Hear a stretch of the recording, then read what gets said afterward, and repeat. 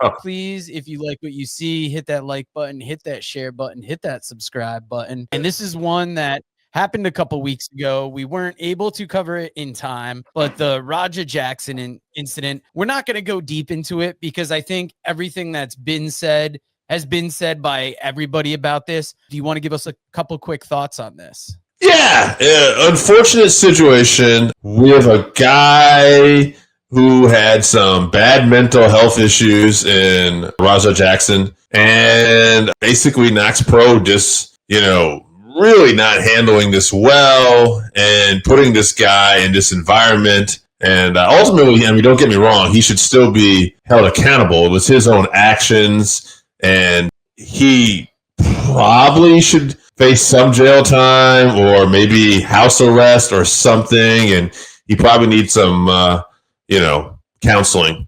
But at the end of the day, it's just a real unfortunate situation and bummer for everybody involved. Yes, this was really, it's been a huge story since it happened.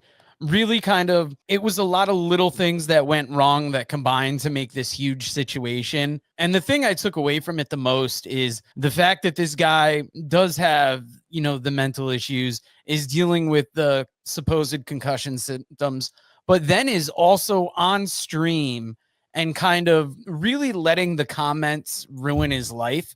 And I don't know if we are just lucky in the podcast space or if we are almost oblivious where we'll notice comments and we'll talk about them, but to let a comment really ruin our day or affect how we feel, like that doesn't even occur to us.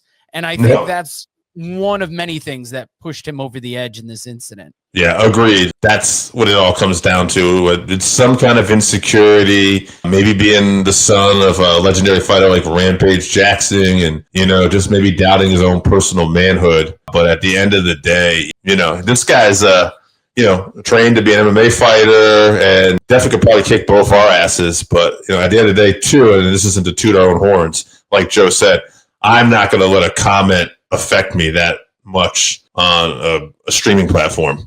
Just not going to happen.